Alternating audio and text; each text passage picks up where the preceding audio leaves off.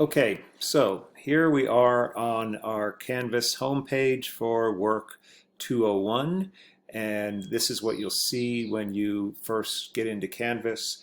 Those of you who've not yet used Canvas before, if you have ever before used this learning management system, then you'll understand what's going on. But these are modules. This is the way I like to set up a course when I'm making a course, online course for College of the Redwoods where I teach right now. But you could use these too, as you'll see in one of the later modules.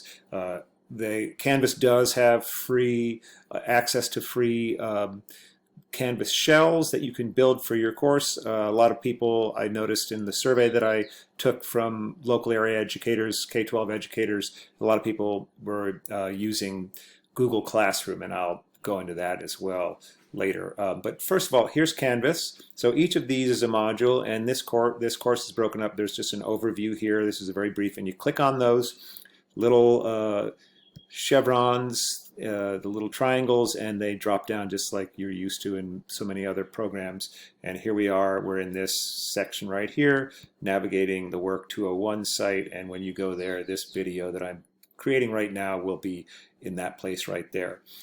Throughout this course, you can go through everything from one part of each module to the next by just clicking on the Next button, and that will take you to this page where I'm asking people to introduce themselves, to have it's a brief survey questionnaire, and you can post these through the discussion. So you'll look here, and I have 5 questions for you. All you have to do is go down here, click in there, and these are all the different things that you can do while you're in a dialog box. Click in there and just write in your responses to these questions and post them right there by clicking on Post Reply. That's the general way that we use discussions in this course in Canvas.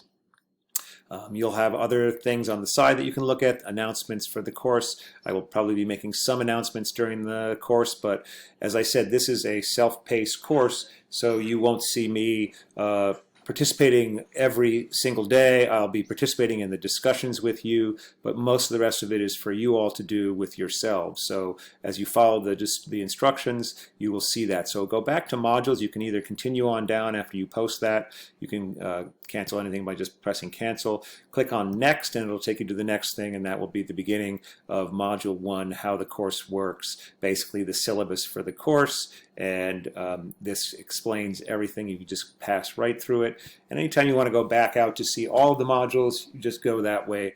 Click on the word modules over there, and the home will also be the modules anyway. And so that'll give you a little bit more material on the right side column. But this is where we're going to be doing everything in this course will take place in the modules. So, and as I've said in the letter that I sent to each of you, the email that I sent to each of you before the class began, this is self-paced. So if you work through these materials and you say, I'm not as interested in delivering content as I am in talking about assessing and grading, or maybe it is delivering content that you want, or maybe you want to think about persistence and equity.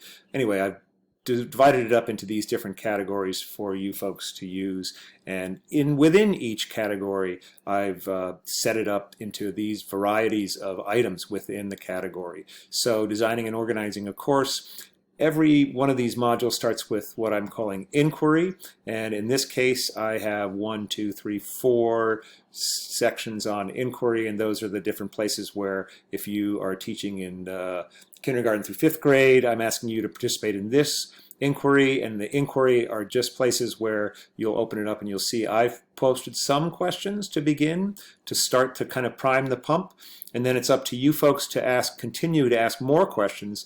And I'm focusing on this as like a problem-based learning environment. So we're looking at these questions as the problems that we're trying to solve. Those are the questions that we have about how we might design our courses, or the kind of content that we want to use, and anything like that. So those are what I'm calling problems. And then as you go through the modules, you'll see we go from the inquiry, that's where you all are working with one another to talk about questions that you have and to think about questions, maybe the ones that I ask. Then you also will go into the sections that I'm calling Explore, and that's where I've set up materials for you to go look into. And I'm not asking you to read every single thing that I put in there, just to look through it and get a sense of what's available for you. And then we go back from that exploration back into discourse, and that's where there are more discussions set up.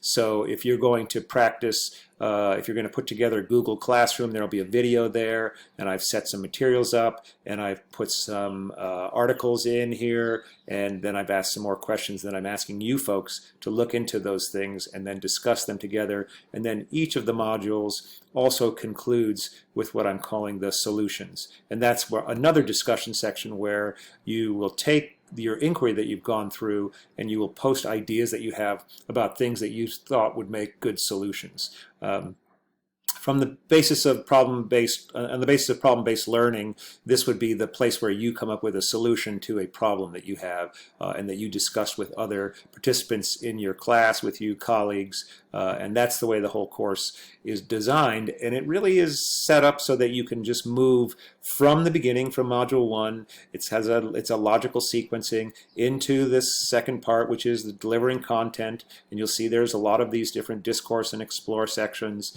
and then to communicating, engaging. So we're going to look at Flipgrid and Perusall and different kinds of materials and different tools that we can use. We're going to talk about assessing and grading, how to set those things up, how to create rubrics, kinds of writing assignments, all the rest of these things. And then we'll conclude the course with persistence and equity and discussions about accessibility of online issues for our students who have different backgrounds and different ways of approaching our courses through a variety of different reasons. And then I also have a resources section at the very end, which will be built upon even more over the next couple of weeks. I'll start putting things in there as I see them from you when you folks are in there and looking at things, and you might want to make some recommendations to me for other resources to put into the resources page. So anyway, this is the basic navigation of the class. As you can see, it's fairly straightforward. You don't have to move through it from top to bottom.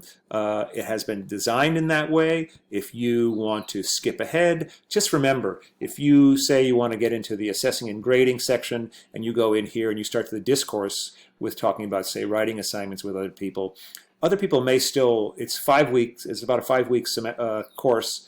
Other people may still be working in delivering content and the rest. So come back, write your discourse in there, but then come back later and see if other people have commented on you, and you should get email messages that you've had responses to postings that you've made.